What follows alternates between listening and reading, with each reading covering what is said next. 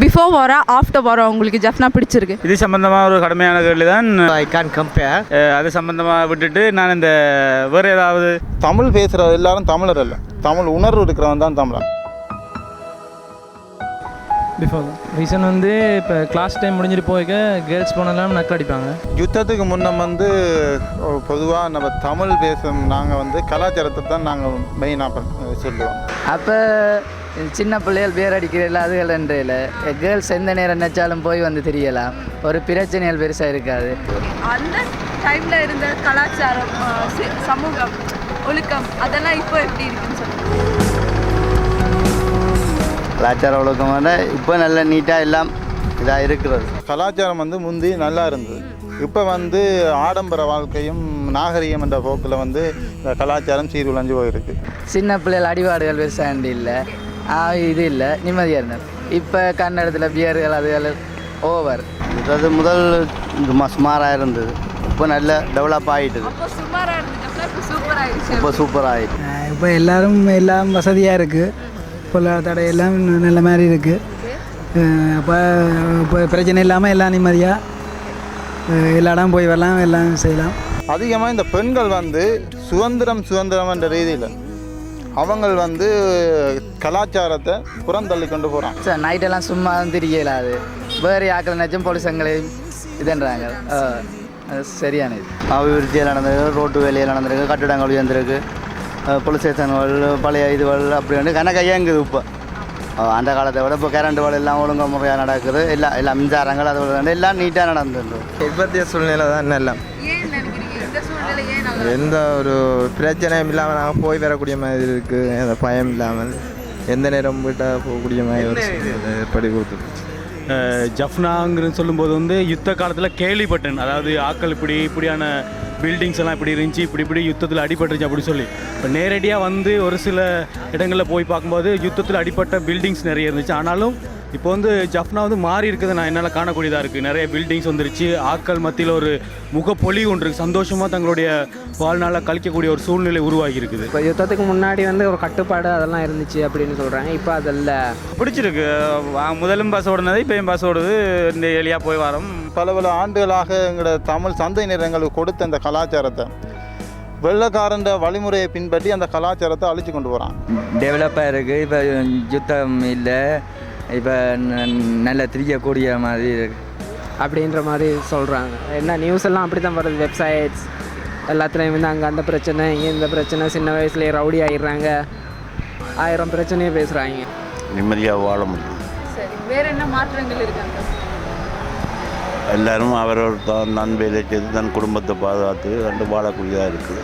இப்போ பார்க்க போகிறோம், நல்ல சந்தோஷமாக இருக்கிறோம், பிரச்சனை இல்லை. யுத்தத்துக்கு முந்தைய வந்து கட்டணம்லாம் இல்லாமல் இப்படி கட்டணம் உடைஞ்சிருந்தது.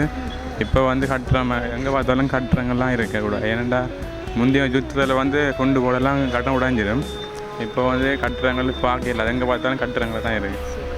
அப்போ இவ்வளோ பெரிய பில்டிங்ஸ் எல்லாம் இருக்குது, பில்டிங்ஸ் வித் சிட்டி எனக்கு பிடிச்சிருக்கு அப்படின்றீங்க.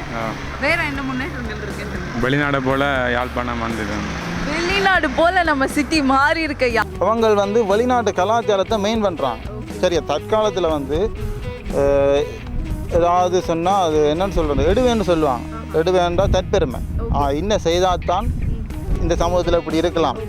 அந்த கொள்கையை வந்து இப்போ தற்போது மாற்றணும். யுத்தத்து பிறகு வந்து எல்லாம் சொன்னால் வாராங்க போகிறாங்க, மற்றும்படி ரயிலில் ஓடுது. ஒரு சிலருக்கு அது சரியாக இருக்குது, ஒரு சிலருக்கு சரி மாதிரி படையில்லை. பிரச்சனை தீர்ந்தமாக உங்களுக்கு நீங்கள் இப்போ பார்க்க நியூஸில் கேட்குறீங்க, பிரச்சனை தீரியலை தான். அடுத்து பார்த்தோம்னு சொன்னால் போக்குவரத்து சேவைகள்லாம் பட்டாவாக இருக்குது. டக்குன்னு கண்டிக்கு போயிடலாம், கிளம்புக்கு போயிடலாம், எட்டனுக்கு போயிடலாம். அப்போ சுமூகமான ஒரு சூழ்நிலை வந்து ஜஃப்னாவில் உருவாக்கின்னு சொல்ல முடியலாம். இப்போ வந்து யாழ்ப்பாணத்தோட நிலைமை வந்து நல்ல ஸ்மூத்தாக இருக்குது. ஒரு பிரச்சனை இல்லை, சிங்களர்ஸ் எல்லாம் வராங்க, அவங்க வரதானது எங்களுக்கு பிஸ்னஸ் நடக்குது. கிராமத்தில் வந்து ஒரு கொஞ்சம் இருக்குது, கலாச்சாரங்கள் உள்ளடக்கி இருக்குது. தற்போது வந்து அது கொஞ்சம் கொஞ்சமாக அழிஞ்சு கொண்டு வர்றது. தமிழர் என்று சொல்கிற இதில் தமிழர் வந்து தமிழ் பேசுகிறது எல்லாரும் தமிழர் அல்ல, தமிழ் உணர்வு இருக்கிறவன் தான் தமிழன். அப்படியானவன் தான் இந்த தமிழ் கலாச்சாரத்தை வளர்த்து கொண்டு போகலாம். எல்லா தலையும் முன்னேற்றம் இருக்குது. நான் இப்போ வந்ததுக்கு இப்போ டெவலப்மெண்ட் செஞ்சு தான் இருக்கிறேன். அது விதத்தில் சந்தோஷம். செய்கிறத நாங்கள் என்ஜாய் பண்ணுறதான நல்லது. ஓகே, யுத்தத்துக்கு அப்புறம் வந்து எங்களோட ரோட்டெல்லாம் நிறைய நல்லா போட்டிருக்காங்க. அடுத்தது வந்து இங்கே இருக்கிற சிங்களர்ஸ் எல்லாம் வந்து எங்களோட தமிழாக நல்லா ஃப்ரெண்ட்லியாக பழகிறாங்க. இப்போ சிச்சுவேஷன் வந்து நல்லா இருக்கிறதுனால சிங்களர்ஸ் இங்கே வந்து ஜெஃப்னா வந்து ஒரு டூரிஸ்ட் பிளேஸாக மாறி இருக்கு. தந்தமாய் எப்போ கொண்டாட தீனி ஜப்னா கொண்டாட தீனி மாற்றம் என்பது வந்து இயல்பு, அதை எவராலையும் தடுக்க முடியாது. ஆனால் தேவையற்ற மாற்றங்களை நாங்கள் நிவர்த்தி செய்வோம். ஒரு இனத்தின் அழிவுக்கோ ஒரு கலாச்சாரத்தின் அழிவுக்கோ மாற்றங்கள் வரையவே கூடாது. இப்போ வந்து கரண்ட் வசதிகள், வாகன வசதிகள், போக்குவரத்து ஒன்றும் இடைஞ்சல் இல்லாத சந்தோஷமாக போய் வரும் மக்கள் எல்லோரும். இல்லை என்ன யுத்தத்துக்கு முற்பட்ட காலத்தில் நாங்கள் இங்கெல்லாம் வர முடியாது. அங்கே இருந்தெல்லாம் இங்கே வந்து பார்த்து எல்லாம் இது பண்ண முடியாது. முற்பட்ட காலத்தில் அப்படி இல்லை, சத்தம் கட்ட விட்டுட்டு ஓடும். இது இப்போ பிள்ளைகளை ஆளாக்கி படித்து கண்டு குடும்பங்களை பார்க்கக்கூடிய சூழ்நிலை இருக்குது. போக்குவரத்து இதெல்லாம் வசதியாக இருக்குது. இன்னொரு கலாச்சாரத்தின் மாற்றத்தை அங்கத்தை கலாச்சாரத்தை நாங்கள் இங்கே மாற்றி பின்பற்றோம். அதே நீங்கள் இங்கேயே பின்பற்றி கொண்டு வெளிநாட்டில் அந்த கலாச்சாரத்தையும் ஏற்படுத்த முடியாது. அது ஒரு மாற்றத்தையே நீங்கள் செய்ய முடியாது. இப்போ நம்மளுக்கு அனுபவம் இருக்குன்னு தானே நாங்கள் எல்லாம் கண்டு கரைச்சிட்டோம். இதுதான் டவுன்லேயே பிறந்து டவுனில் பக்கத்தில் வீடெல்லாம் இருக்குது.